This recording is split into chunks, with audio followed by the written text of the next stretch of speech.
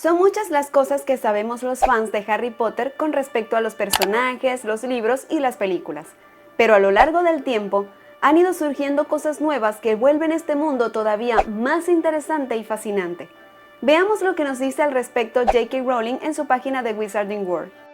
Durante los 17 años que planifiqué y escribí los 7 libros de Harry Potter, por no hablar de Quidditch a través de los tiempos, Animales Fantásticos y dónde encontrarlos y los cuentos de Videl el Bardo, generé una gran cantidad de información sobre el mundo mágico que nunca apareció en los libros, lo cual era una suerte dado que no podía evitar que mi imaginación las vomitara.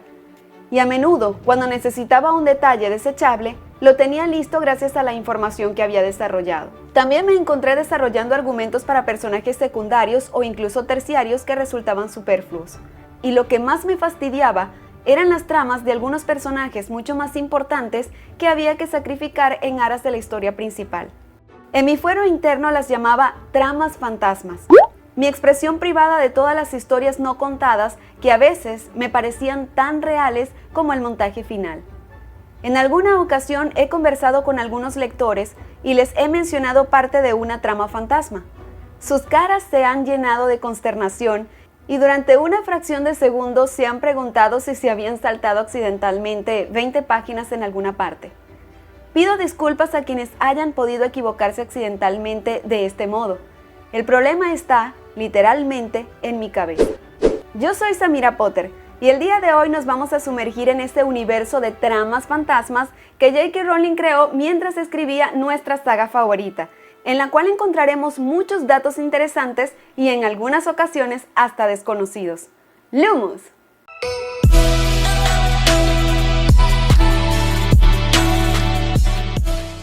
Profesor Vampiro. ¿Sabías que J.K. Rowling había creado un personaje vampiro para la saga? Ciertamente tenemos ya a Sanguini, quien es un vampiro que Harry conoce durante la fiesta de Navidad de Slughorn en El Príncipe Mestizo. Pero este personaje del que les hablo no se trata de él, sino de nada más y nada menos que uno de los profesores de Hogwarts cuyo nombre sería Trocar. Un nombre que J.K. Rowling consideró bastante apropiado para una criatura como él, ya que la palabra Trocar se refiere a un vástago de punta afilada que se introduce en arterias o cavidades para extraer fluidos corporales, tal como los colmillos de los vampiros. Ajá, pero ¿por qué este personaje no estuvo en el producto final? Esta es la pregunta del millón, por supuesto. Lo que sucedió es que este personaje estaba entre las primeras notas de J.K. Rowling, cuando ella apenas estaba esbozando todo el universo referente a Hogwarts, el castillo como tal, los profesores, todo eso. Ella sabía que Trocar iba a ser un vampiro, sabía que iba a ser profesor, pero ni siquiera tenía idea de cuál asignatura era la que él iba a impartir. Aunque yo creo que hubiese quedado muy bien en Historia de la Magia en lugar del profesor Bean, porque bueno, ya sabemos que los vampiros son muy longevos, tienen bastante experiencia, en fin, me parece que era la asignatura perfecta para él. Bueno, el caso es que J.K. Rowling se olvidó completamente de él y no se acordó sino hasta que volvió a agarrar su cuaderno de notas viejas y bueno, lo vio entre los tantos nombres que ella había escrito. Y estas cosas pasan entre los escritores, porque yo recuerdo cuando estaba escribiendo mi primera novela, Detrás del telón, yo hice una lista con nombres de personajes y bueno, a veces desechaba algunos, otros los dejaba y otros ni siquiera me acordaba, sino cuando ya llevaba media trama armada, entonces bueno, ya era demasiado tarde como para incluirlo de nuevo. Entonces, muy probablemente este personaje no era para nada relevante y por eso es que J.K. Rowling se olvidó completamente de él.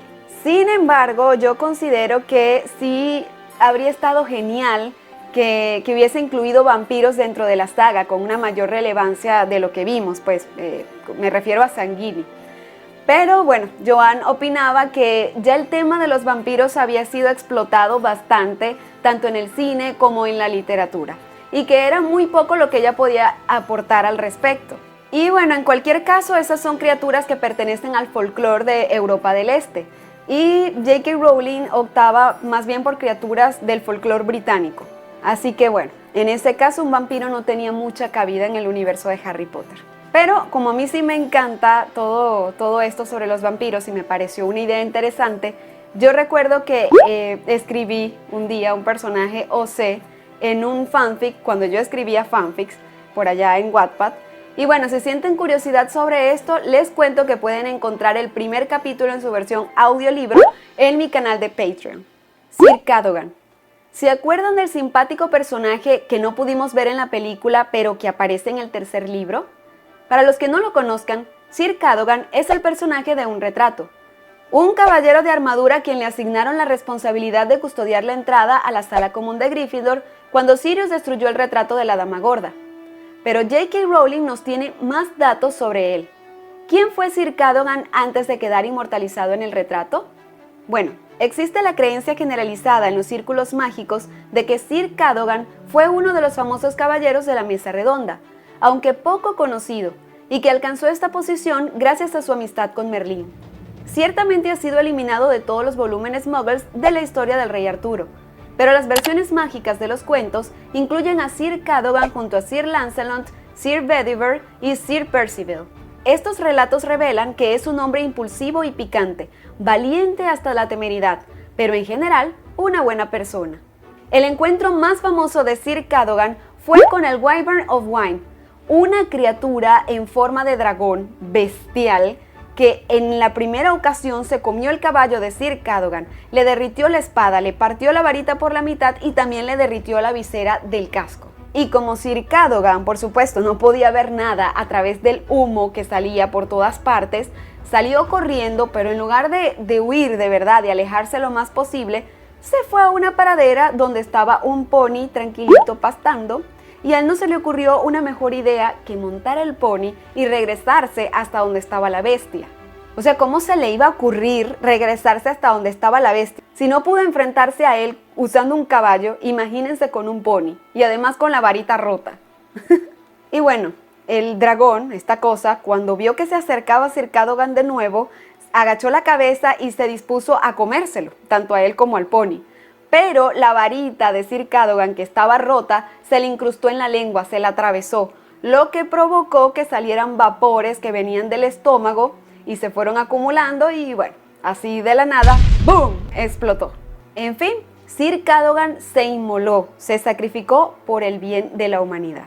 Existe un refrán entre los magos y brujas viejos británicos que dice "I'll take Cadogan Pony", que quiere decir voy a salvar lo que pueda de esta situación precaria. Pips. Como todos los que leyeron los libros saben, Pips es un poltergeist. Esta palabra es de origen alemán y se puede traducir como fantasma ruidoso.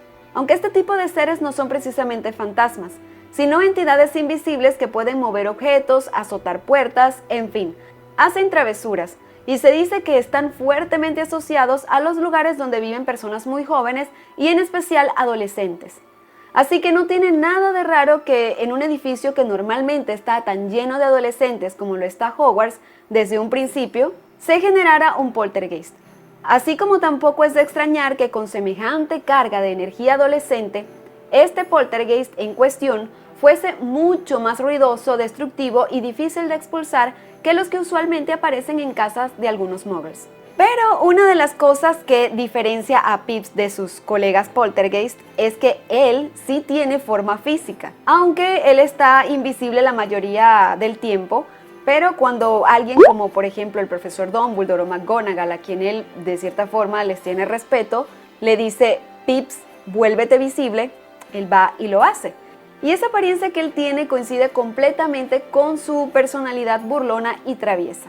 Y es que Pips es completamente diferente a los poltergeists que siempre vemos en las películas que dan, no sé, como que te provocan incertidumbre y hasta miedo.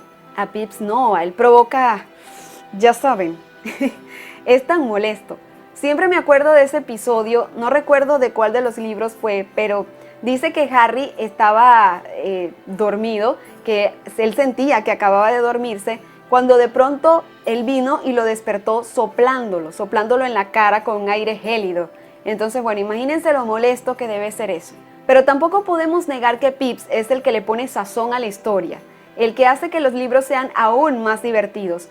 Por lo tanto, bastante que se siente su ausencia en las películas. Y yo espero honestamente que no pasen por alto su presencia en la nueva serie que está preparando HBO, porque la verdad es que no se los perdonaríamos. Pips es desastroso, odioso, fastidioso. ¿Qué más les puedo decir?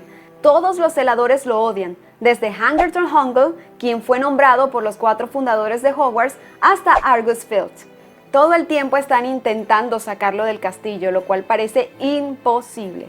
De hecho, se dice que Hangerton Hungle intentó tenderle una trampa utilizando un aparato así como para tratar de atraparlo y de sacarlo del castillo, pero no pudo.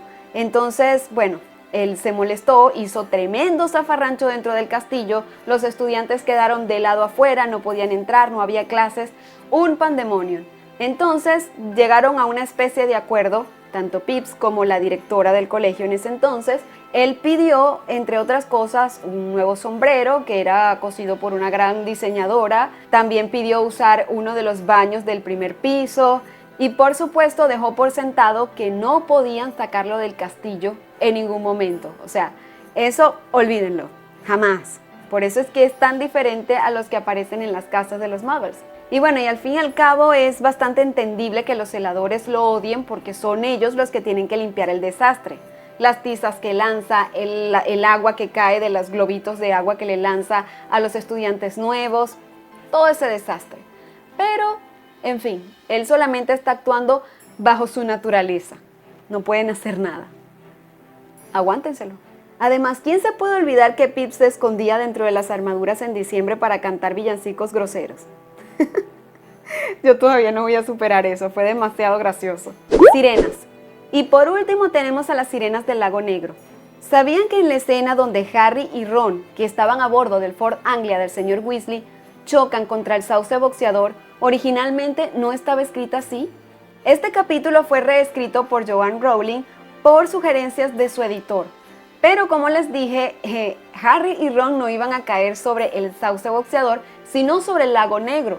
Y comenzaron a hundirse como es natural, hasta que fueron rescatados súbitamente por nada más y nada menos que la gente del agua, o las sirenas, como también se le conoce. Así que ese iba a ser el primer encuentro entre Harry y la gente del agua.